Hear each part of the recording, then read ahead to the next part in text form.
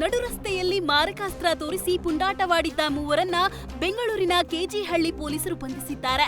CCTV ದೃಶ್ಯಾವಳಿ ಹಾಗೂ bike number ಆಧರಿಸಿ ಮೂವರನ್ನ arrest ಮಾಡಿ ಸುಮೋಟೋ ಕೇಸ್ ದಾಖಲಿಸಲಾಗಿದೆ. ಬೆಳಗಾವಿಯಲ್ಲಿ ಕಂಟ್ರಿ ಪಿಸ್ತೂಲ್ ತಯಾರಿಸುತ್ತಿದ್ದ ಗ್ಯಾಂಗ್ನ ಅರೆಸ್ಟ್ ಮಾಡಲಾಗಿದೆ. ಖಾನಾಪುರ ತಾಲೂಕಿನ ಕಾಟಗಾಳಿ ಗ್ರಾಮದ ನಿವಾಸಿ ಮಾರುತಿ ಸುತಾರ ಮನೆಯಲ್ಲಿ ಅಕ್ರಮವಾಗಿ 2024ರಿಂದ single loaded, double loaded country pistol ತಯಾರಿಸುತ್ತಿದ್ದ. ಸದ್ಯ 13 ಜನ ಆರೋಪಿಗಳನ್ನ ಪೊಲೀಸರು ಬಂಧಿಸಿದ್ದು 9 ಕಂಟ್ರಿ ಪಿಸ್ತೂಲ್ನ ಜಪ್ತಿ ಮಾಡಿದ್ದಾರೆ. ಭಾರೀ ಗಾಳಿ ಮಳೆಗೆ ಮನೆ ಮೇಲೆ ಮರ ಬಿದ್ದಿರೋ ಘಟನೆ ಉತ್ತರ ಕನ್ನಡ ಜಿಲ್ಲೆಯ ಕುಮಟ ತಾಲೂಕಿನ ಮೊರಬಾ ಗ್ರಾಮದಲ್ಲಿ ನಡೆದಿದೆ. ರಾಜು ರಾಮಚಂದ್ರ ನಾಯ್ಕ ಎಂಬವರಿಗೆ ಸೇರಿದ ಮನೆ ಮೇಲೆ ಮರ ಬಿದ್ದು ಪರಿಣಾಮ ಮೇಲ್ಛಾವಣಿ ಕುಸಿದು ಗೃಹೋಪಯೋಗಿ ವಸ್ತುಗಳಿಗೆ ಹಾನಿಯಾಗಿದೆ. ಅದೃಷ್ಟವಶಾತ್ ಮನೆಯಲ್ಲಿದ್ದವರು ಪ್ರಾಣಾಪಾಯದಿಂದ ಪಾರಾಗಿದ್ದಾರೆ. ಲಾಲ್ಬಾಗ್ ರಸ್ತೆಗೆ ಕನೆಕ್ಟ್ ಮಾಡೋ ಮೇನ್ ರೋಡ್ನಲ್ಲಿ ಡಾಂಬರ್ ಹಾಕಿ 2 ತಿಂಗಳಾಗಿಲ್ಲ, ಆಗ್ಲೇ ಬೃಹತ್ ಗುಂಡಿ ಬಿದ್ದಿದೆ. ಸಾವಿನ ಗುಂಡಿ ನಡುವೆಯೇ ವಾಹನ ಸವಾರರು ಓಡಾಡ್ತಿದ್ದಾರೆ. ಗುಂಡಿ ಬಿದ್ದಿದ್ದರಿಂದ ಒಂದೇ ರಸ್ತೆಯಲ್ಲಿ ಅಪಘಾತಗಳು ನಡೆಯುತ್ತಿದ್ದು ವಾಹನ ಸವಾರರು ಆಕ್ರೋಶ ಹೊರಹಾಕಿದ್ದಾರೆ.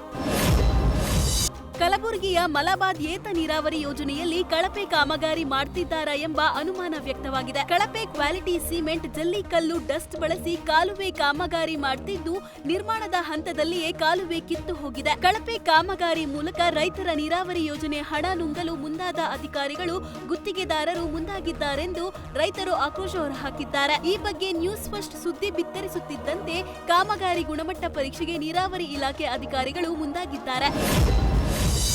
ಚಿಕ್ಕಮಗಳೂರು ಜಿಲ್ಲೆಯ ಬಣಕಲ್ ಹಾಗೂ ಬಗಸಗೂಡು ಗ್ರಾಮದಲ್ಲಿ ಕಾಡಾನೆಯೊಂದು ಹಲಸಿನ ಹಣ್ಣಿನ ಹಾಸಿಗೆ ತೋಟಕ್ಕೆ ಇಟ್ಟಿರೋ ಅಪರೂಪದ ದೃಶ್ಯ ಕಂಡುಬಂದಿದೆ. ಹಸಿವಿನಿಂದ ತೋಟಕ್ಕೆ ಬಂದ ಆನೆ ಹಲಸಿನ ಮರದಿಂದ ಹಣ್ಣನ್ನ ಕಿತ್ತುಕೊಂಡು ಆಸ್ವಾದದಿಂದ ಸವಿದಿದೆ. ಪವಿತ್ರ ಯಾತ್ರಾ ಸ್ಥಳವಾದ ಕೇದಾರ್ನಾಥಕ್ಕೆ ನಟ ಯುವರಾಜ್ ಕುಮಾರ್ ಭೇಟಿ ಕೊಟ್ಟು ವಾಪಸ್ ಆಗಿದ್ದಾರೆ. ಸಾಮಾನ್ಯ ಯಾತ್ರೆಯಂತೆ ಕೇದಾರ್ನಾಥ ಪೂರ್ತಿ ಟ್ರೆಕ್ಕಿಂಗ್ ಮಾಡಿದ್ದು ತಮ್ಮ ಯಾತ್ರೆಯ ನೆನಪುಗಳನ್ನು ಸೋಷಿಯಲ್ ಮೀಡಿಯಾದಲ್ಲಿ ಹಂಚಿಕೊಂಡಿದ್ದಾರೆ. ಗೆಳೆಯರ ಜೊತೆ ಕೇದಾರ್ನಾಥಕ್ಕೆ ಭೇಟಿ ಕೊಟ್ಟಿರೋ ಯುವ ಕೇದಾರ್ನಾಥ ದೇಗುಲದ ಮುಂದೆ ಕನ್ನಡದ ಬಾವುಟ ಹಾರಿಸಿ ಸಂಭ್ರಮಿಸಿದ್ದಾರೆ. ರಾಮ್ ಚರಣ್ ನಟನೆಯ ಪೆದ್ದಿ ಸಿನಿಮಾದ ಬಿಡುಗಡೆಗೆ 2 ದಿನಗಳಷ್ಟೇ ಬಾಕಿ ಉಳಿದಿದೆ. ರಾಮ್ ಚರಣ್ ದೇಶಾದ್ಯಂತ ಪ್ರಮುಖ ನಗರಗಳಿಗೆ ಭೇಟಿ ಕೊಟ್ಟು ಸಿನಿಮಾ ಪ್ರಚಾರ ಮಾಡಿದ್ರು. ಈ ಮಧ್ಯೆ ನಿನ್ನೆ ನಡೆದ ವಿಜಯವಾಡ ಇವೆಂಟ್ನಲ್ಲಿ ರಾಮ್ ಚರಣ್ ತುಂಬಾ ಎಮೋಷನಲ್ ಆಗಿ ಮಾತನಾಡಿದ್ದಾರೆ. ನಾನು ಬದುಕಿರೋ ತನಕ ನಿಮಗೆ ಮನರಂಜನೆ ಕೊಡ್ತೀನಿ, ನಿಮಗಾಗಿ ಕೈಕಾಲು ಮುರಿದರೂ ರಕ್ತ ಸುರಿಸಿ ಕೆಲಸ ಮಾಡ್ತೀನಿ ಅಂತ ತಿಳಿಸಿದ್ದಾರೆ. ರಾಮ್ ಚರಣ್ ಮಾತಿಗೆ ವ್ಯಾಪಕ ಮೆಚ್ಚುಗೆ ಕೇಳಿ ಬರ್ತಿದ್ದು ಪೆದ್ದಿ ಸಿನಿಮಾಗೆ ಭರ್ಜರಿ ಓಪನಿಂಗ್ ಸಿಗುವ ಸೂಚನೆ ಸಿಕ್ಕಿದೆ.